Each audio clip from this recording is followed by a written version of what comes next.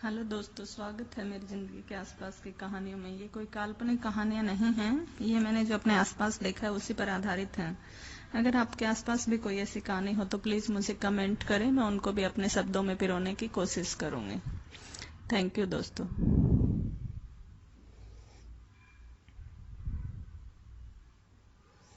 अधूरी कहानी। रोहित अपने माँ बाप की इकलौती औलाद था। रोहित के पिता एक सरकारी स्कूल में अध्यापक थे। वैसे तो वे सेना में भर्ती होना चाहते थे, लेकिन हाइट ज्यादा न होने की वजह से उनका ये ख्वाब अधूरा रह गया। लेकिन जब रोहित पैदा हुआ तो उन्होंने निर्णय ले लिया कि चाहे जो कुछ भी हो जाए वे अपने बेटे को सेना में भर्ती कराकर ही दम लेंगे। उन्होंने बच उन्होंने बचपन से ही रोहित की परवरिश इस तरह से की कि रोहित भी बड़ा होते होते उसने भी सोच लिया कि वह अपने पापा का सपना अवश्य पूरा करेगा। रोहित बहुत ही होनहार लड़का था। स्कूल की पढ़ाई खत्म करते ही उसने शारीरिक व्यायाम पर ध्यान दिया और मेहनत करने लगा। जब भी कभी सेना की भर्ती निकलती, रोहित और उसके पापा पहुंच जाते वहां पर।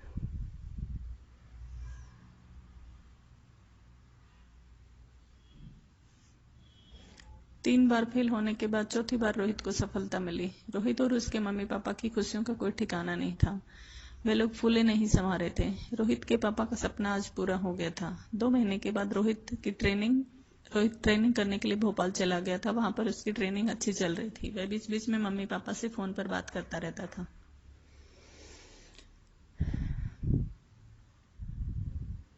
6 महीने के बाद उसको 20 दिन की छुट्टी दी गई। उस 20 दिन में उसने मम्मी पापा और दोस्तों के साथ बहुत मस्ती की और छुट्टी खत्म होने के बाद वापस अपने ट्रेनिंग करने के लिए चला गया।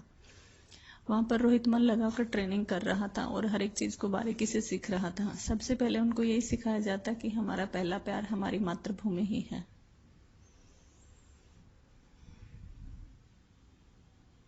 उसके बाद कुछ और, इससे बढ़कर हमारे लिए कुछ भी नहीं है। ये बात उनके दिल और दिमाग में बहुत गहराई तक उतर जाती है।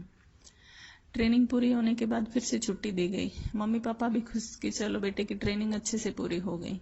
अब वे लोग जल्दी से रोहित की शादी कर देना चाहते थे, लेकिन रोहित अभी तैयार नहीं था।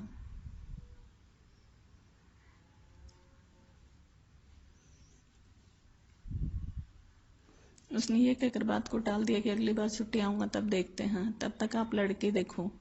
रोहित की छुट्टियां खत्म हो गई थी और वह ड्यूटी पर चला गया। उसे पहली पोस्टिंग नासिक में मिली।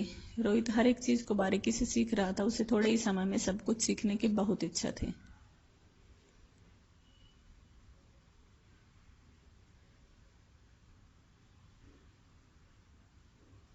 रोज मम्मी पापा से फोन पर बात हो जाती थी। वह लोग रोज शादी के बारे में चर्चा करते और रोज नई नई लड़कियों के बारे में बताते रहते थे। रोहित का हमेशा एक ही जवाब होता, जो भी आपको पसंद हो उसे ही आप अपनी बहू बना लो।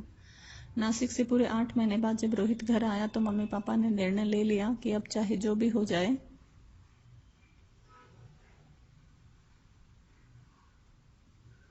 हम तेरी शादी करवा कर तुझे वापस भेजेंगे। जल्दी ही रोहित मम्मी पापा के साथ रीना को देखने उनके घर गए। मम्मी पापा को रीना पहले से ही पसंद थी। रोहित को भी पहली नजर में ही रीना पसंद आ गई। फिर भी रोहित ने पूछा, क्या मैं आपको पसंद हूँ? रीना ने सिर्फ एक मुस्कान दी। रोहित ने बोला, एक फौजी की बीवी होना बहुत मुश्किल काम है।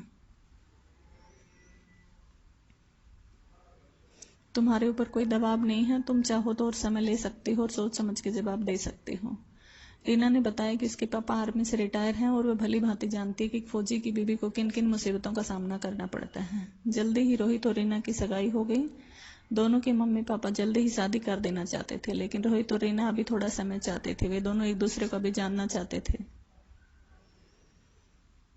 उन दोनों की अब रोज फोन पर बातें होने लगी। पूरी पूरी रात दोनों एक दूसरे से बातें और चैटिंग करते रहते थे।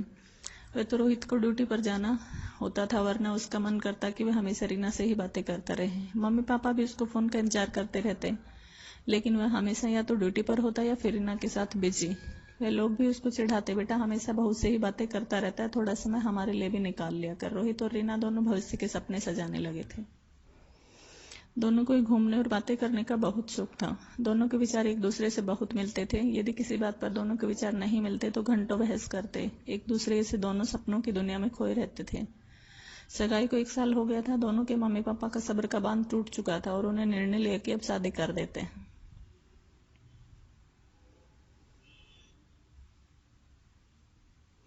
अब बस बहुत हो गया है और उन्होंने अप्रैल में शादी तय कर दी। लेकिन जनवरी में ही रोहित की पोस्टिंग लद्दाख में आ गई थी।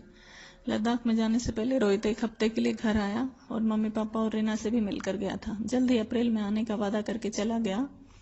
लद्दाख में जाने के बाद रोहित और रीना की इतनी बातें नहीं हो पाती थी क्योंकि वहां पर नेटवर्क की समस्या थी।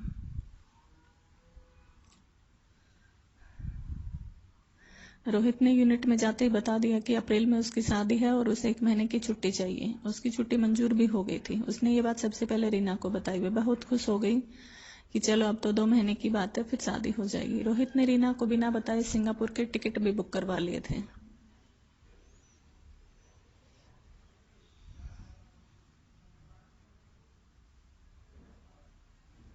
हनीमून के लिए वह रीना को सरप्राइज देना चाहता था। अब सिर्फ हफ्ते में 1 बार ही बात होती थी, थोड़ी देर मम्मी पापा के साथ और थोड़ी देर रीना के साथ। मार्च का महीना आ गया था। अब सिर्फ 1 महीना बचा था शादी में, तभी ये कोरोना वायरस आ गया और सबकी छुट्टियां निरस्त कर दी गई। रोहित को बहुत झटका लगा, लेकिन उसने अपने आप को संभाला और हिम्मत करके उसने अपने मम्मी पापा और रीना को बताया। सब लोग बहुत दुखी हो गए, लेकिन कर भी क्या सकते थे। सभी ने डिसाइड किया कि अब शादी सर्दियों में कर देंगे, तब तक सब सामान्य हो जाएगा। रीना बहुत उदास रहने लगी थी। अब रोहित से ज्यादा बातें भी नहीं होती थी। उन दोनों ने निर्णय लिया कि अगर फोन पर बात नहीं हो सकती तो क्या हुआ।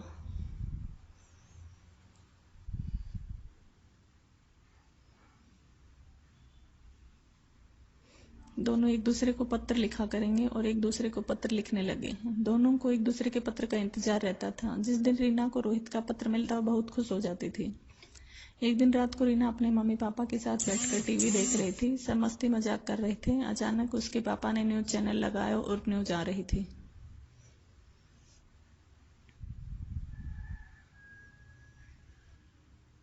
लद्दाख में हमारे 20 जवान शहीद हो गए। सबके चेहरे की हवाइयां उड़ गई। काटो तो खून नहीं।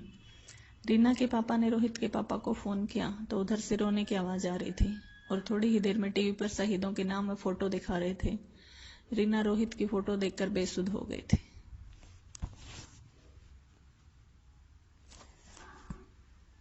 थैंक यू दोस्तों।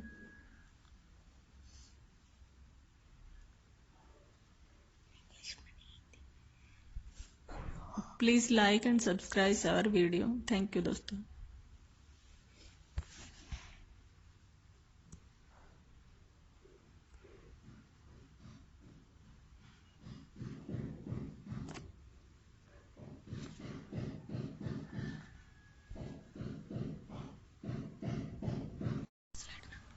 हेलो दोस्तों, स्वागत है मेरी जिंदगी के आसपास की कहानियों में। ये कोई काल्पनिक कहानियां नहीं हैं। ये मैंने जो अपने आसपास देखा है उसी पर आधारित है। अगर आपके आसपास भी कोई ऐसी कहानी हो तो प्लीज मुझे कमेंट करें, मैं उनको भी अपने शब्दों में पिरोने की कोशिश